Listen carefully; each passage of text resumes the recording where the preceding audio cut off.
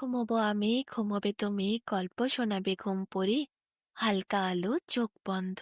চলো একটা গল্প শুনি, রাতের গল্প বাংলায়। আজকের গল্প, তিন মুসাফির। আগেকার দিনে একদল লোকে দেশে দেশে মুসাফির হয়ে ঘুরে বেড়াতো। নানা জায়গায় তারা ঘুরতে যেত, সকল দেশের রীতিনীতি ভালো করে দেখত, তারপর বইয়ে লিখে রাখত। তাদের মধ্যে হিন্দু, মুসলিম, খ্রিস্টান, ইহুদি সকল ধর্মের মানুষই থাকত। বিভিন্ন জাতের, বিভিন্ন ধরনের মানুষ, তাদেরকে কেউ অবহেলা করত না। তারা বিভিন্ন দেশে গিয়ে সেই দেশের রীতিনীতি ভালো করে খুঁটিয়ে দেখত, তাদের সংস্কৃতির সম্পর্কে জানত। মানুষদের আচার ব্যবহার, চাল চলন সবকিছু তারা পুস্তকে লিখত।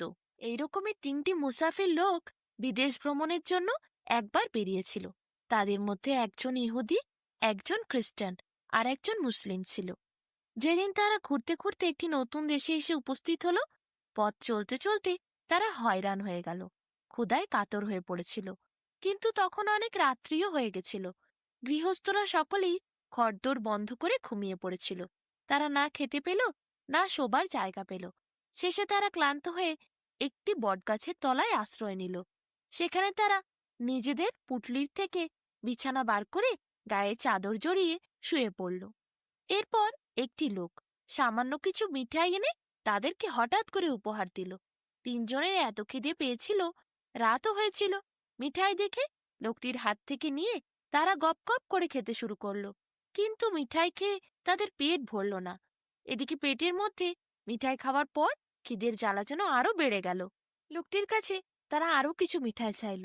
লোকটি তারপর মিঠাই আনতে গেল। তখন অনেক রাত হয়েছিল। তিন লোক আর কিছুতেই চোখ খুলে রাখতে না পেরে ঘুমিয়ে পড়েছিল।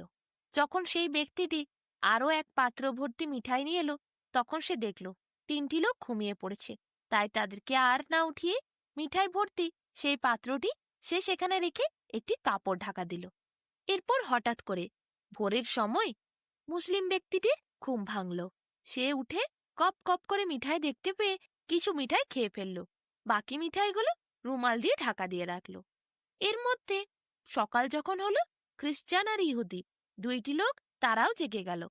তারা একে অপরকে জিজ্ঞাসা করল, কেমন স্বপ্ন দেখলি রে? দারুণ ঘুম হলো তো। তখন প্রথমে খ্রিস্টান লোকটি বলল, আরে ভাই, আমি যা মজার স্বপ্ন দেখেছি না। ইহুদি লোকটি বলল, কি দেখেছিস ভাই? খ্রিস্টান লোকটি বলল, দেখলাম যেন আকাশে উড়তে উড়তে হঠাৎ করে আসমানের উপরে উঠে গিয়ে দাঁড়ালাম। সেখানে একটি লোক আমার হাত ধরে বলল, এই আকাশের রাজ্য আজ থেকে তোমার, চলে এসো এখানে। ইহুদি লোকটি বলল, ভাই খুব ভালো, আমিও একটি ভালো স্বপ্ন দেখেছি। কোথা থেকে একটা ময়ূর এসে তার পাখার ওপর আমাকে বসিয়ে উড়িয়ে নিয়ে গেল। তারপর কত দেশে ঘুরতে গেলাম, কত পাহাড় পর্বত নদী নালা দেখলাম। তারপর সেখানে দাঁড়িয়ে আমি হঠাৎ করে আকাশের দিকে তাকিয়েছিলাম। সেখানেও একটি লোক হঠাৎ করে আকাশ থেকে উড়ে এলো। তারপরে আমাকে বলল, তুমি ময়ূরের থেকে নামো, চলো, তোমাকে আমরা ভীষণ বড় এক বিশাল আকাশের রাজ্যে নিয়ে যাব। আমিও তো তারপর সেই আকাশের রাজ্যে গেছিলাম। দুইজনের কথা শুনে মুসলিম লোকটি বলল, বাহ, খুব ভালো স্বপ্ন। মুসলিম লোকটির কথা শুনে খ্রিস্টান আর ইহুদি লোকটি বলল, আমাদের তো স্বপ্ন তুমি খুব ভালো করে শুনলে ভাই, কিন্তু তোমার স্বপ্নটা বলো, তুমি কি রাতে স্বপ্ন দেখো নাই? সে এত মিঠাই খেয়েছে, মিঠাই খাওয়ার পর আর সে উঠতেই পারছে না।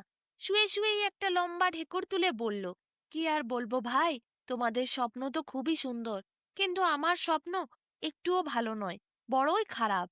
ইহুদি আর খ্রিস্টান লোকটি জিজ্ঞাসা করলো, বলল, তা কি করে হয়? তোমাকে তো বলতে হবে কি স্বপ্ন দেখেছো, আমরাও শুনে দেখি কেমন স্বপ্ন, ভালো না খারাপ। তুমি কি স্বপ্ন দেখলে?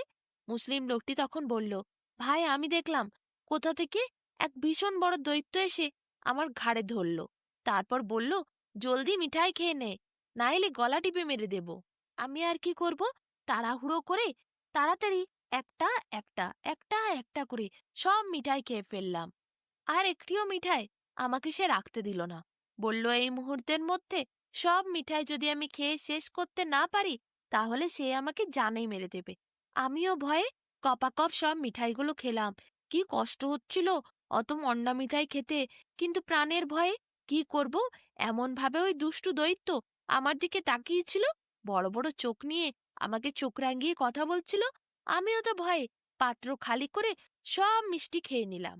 খ্রিস্টান আর ইহুদি লোকটির তখন মিঠাইয়ের কথা শুনতেই মনে পড়ল, আরে ওই লোকটি তো বলেছিল আরেক পাত্র মিঠাই দিয়ে যাবে আমাদের পেটের খিদে মেটেনি বলে, কিন্তু সেই মিঠাই কই? তারা সামনেই একটি পাত্র রুমাল ঢাকা দেখলো। বলল, তাহলে ওই লোকটি এসেছিল মিঠাই দিতে?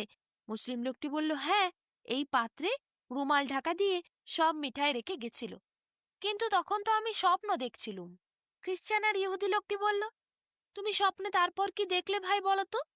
মুসলিম লোকটি বলল, আমি দেখলাম দৈত্যটি আমাদের সামনে বসে রইল। আমি যতক্ষণ না মিঠাই খাওয়ার পর লম্বা ঢেকুর তুললাম ততক্ষণ সে গেল না। খ্রিস্টান আর ইহুদি লোকটি এরপর বলল, তুমি ভাই আমাদের ডাকলে না কেন? দৈত্যটা যখন এসেছিল আমরা তাড়িয়ে দিতাম। আমাদের ভীষণ সাহস, ওইসব দৈত্যকে জব্দ করতে আমরা খুব ভালো জানি। মুসলিম লোকটি বলল, ভাই কত ডাকলাম, তোমরা কেউ সাড়া দিলে না। জোরে জোরে চিৎকার করলাম, কত তোমাদেরকে ঝাঁকানোর চেষ্টা করলাম, ধাক্কা দিলাম, তোমরা তো কিছু দিয়ে উঠলে না। উঠলে তো আমায় অত মিঠাই খেতে হতো না। কি কষ্ট করে ওই মিঠাই আমি খেলাম, দৈত্য আমাকে জোর করে খাওয়ালো। খ্রিস্টান আর ইহুদি লোকটি একে অপরের দিকে তাকিয়ে বলল, আমরা তো এত কাছে ছিলাম, তবু শুনতে পেলাম না কেন? মুসলিম লোকটি বলল, কি করব ভাই, তোমাদের তো আমি ডেকেছিলাম, অনেকবার ডেকেছিলাম, কিন্তু তোমরা ওঠোনি। আমার মনে হয় তখন তোমরা স্বপ্ন দেখছিলে না, একজন আকাশে ছিল, আরেকজন ময়ূরের পিঠে চেপে ঘুরছিলে, তখন হয়তো ওই জন্যেই ডাকে সাড়া দাওনি। তোমরা আকাশে পাতালে কত জায়গায় গেলে, কত রাজ্য ঘুরে এলে আকাশের, তাই জন্য হয়তো আমার ডাকে সাড়া দিতে পারোনি। দৈত্য এসে আমাকে জোর করে সব মিঠাই খাইয়ে দিয়ে গেল। মুসলিম লোকটির কথা শুনে ইহুদি লোকটি আর খ্রিস্টান লোকটি হাঁ করে তার মুখের দিকে তাকিয়ে রইল। তারা তো আর কোনো কথা বলতেই পারল না। এদিকে মুসলিম লোকটি সে মনে মনে হাসতে শুরু করলো, দারুণ মজা হয়েছে, আজকে সব মিঠাই খেয়ে ফেলেছি। উফ, কি সুস্বাদু ছিল এই মিঠাই! ভাবতে ভাবতে মুসলিম লোকটি মনে মনে হাসতে থাকে, আর খ্রিস্টান আর ইহুদি লোকটি একে অপরের দিকে চেয়ে থাকে।